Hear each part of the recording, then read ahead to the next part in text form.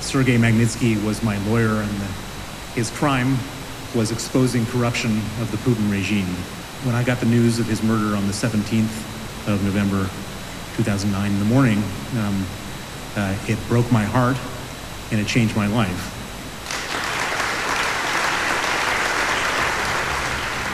In 2009, after 2 years of investigation, Sergei Magnitsky had just proven that high-ranking Russian officials stole $250 million through illegal expropriation of his boss, William Browder. He informed the Russian justice system of his discovery. The response was immediate. He was arrested for tax evasion and imprisoned. They arrested him. They put him in pretrial detention,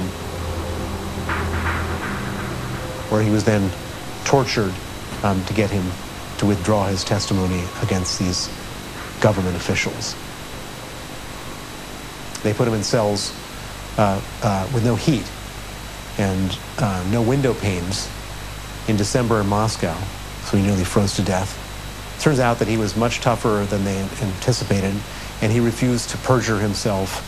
He refused to bear false witness, and he didn't sign their false confession. And 8 riot guards with rubber batons beat Sergei Magnitsky that night until he died. He was 37 years old. He left a wife and 2 children. To understand why his lawyer made the Russian authorities so uncomfortable, William Browder launched an investigation with one goal: to find the $250 million that was stolen using expropriation. After 7 years, the circuit that the money followed can be traced through dozens of offshore vehicles, right up to one of its supposed beneficiaries, Sergei Roldugin, Vladimir Putin's childhood friend. The flow of money Sergei Magnitsky discovered and was killed over, the money flowing through Russian banks, through Moldovan banks, and eventually flowing to the accounts of Sergei Roldugin.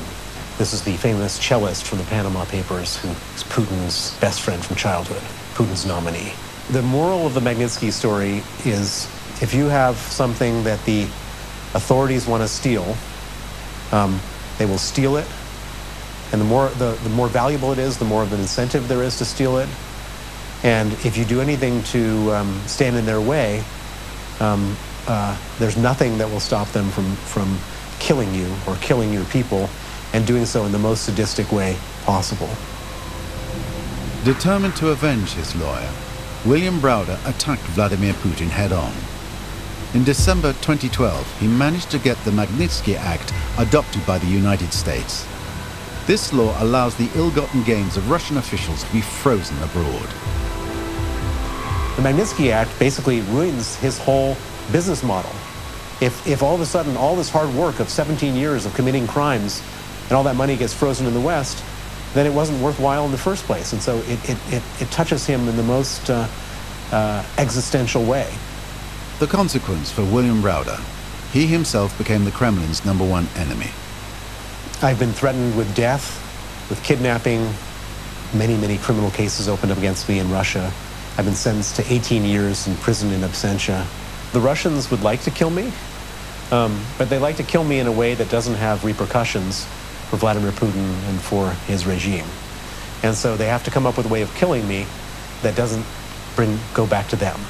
And so far they haven't come up with that way of killing me. I'm sure they're thinking about it. I'm sure they're discussing it.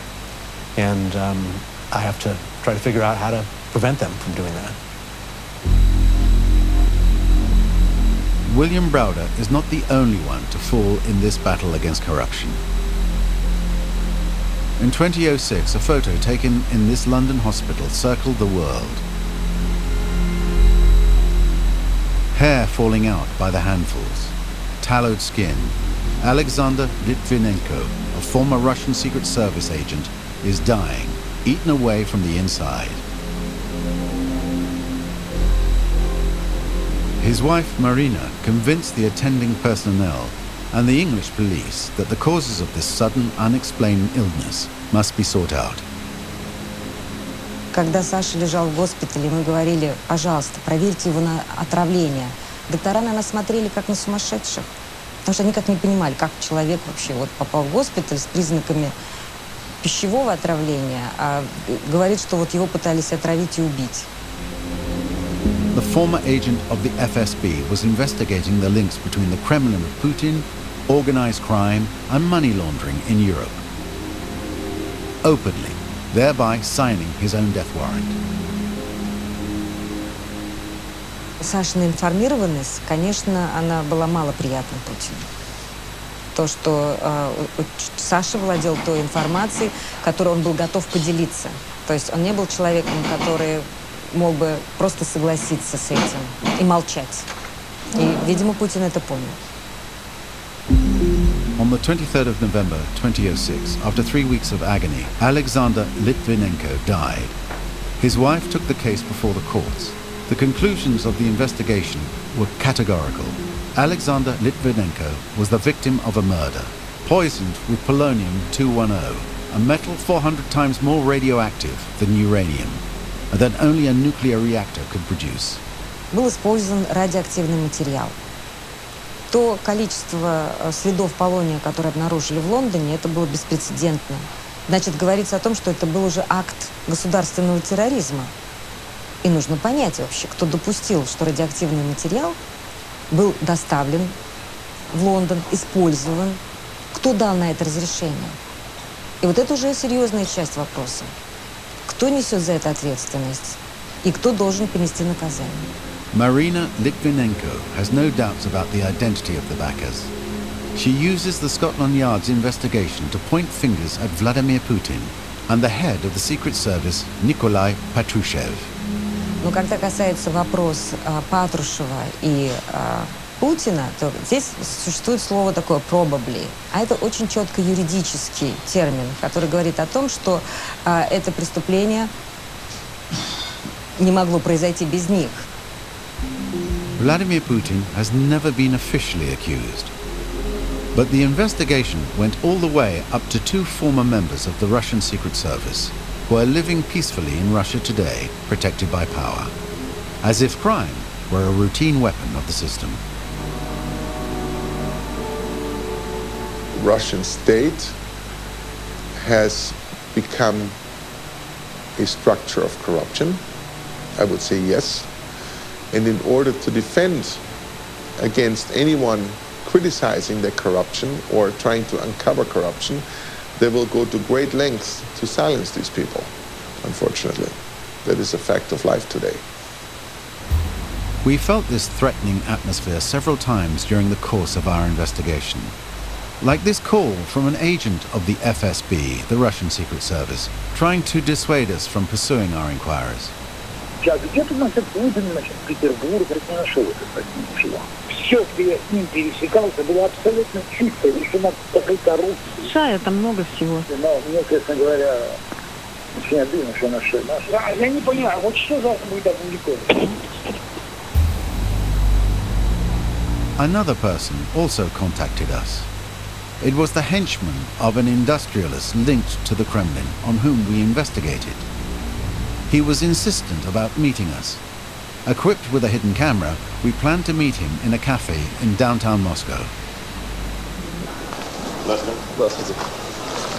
Николай, всем приятно. Слушай, давайте так. Во-первых, мы договоримся, что я вас не цитирую, вы меня не цитируете. Это все на данном случае, потому что я никто, и, соответственно, это понятно. Значит, We begin by asking him about his work. вам-то зачем это вообще все, не понимаю?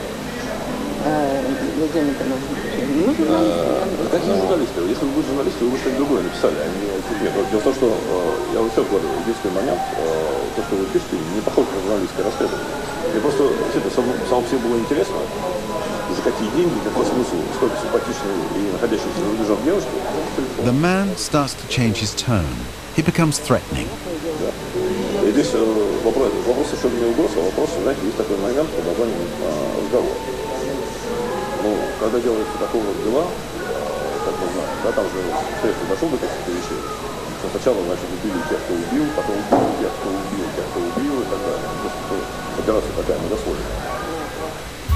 Since our meeting, he has not contacted us again.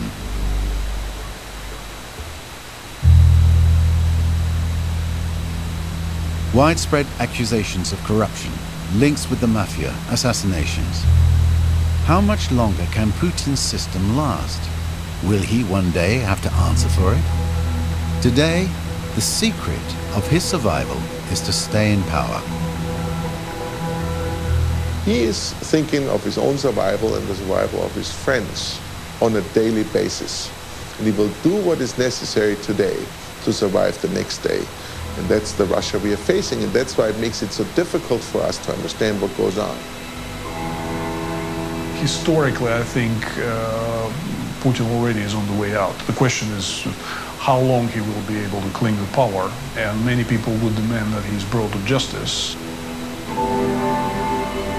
Putin is so scared of not being president of Russia because he understands that I will and many other people who are victims of other crimes will come after him for his involvement in those crimes. With his system, even Vladimir Putin himself would be sentenced to stay in power to protect himself.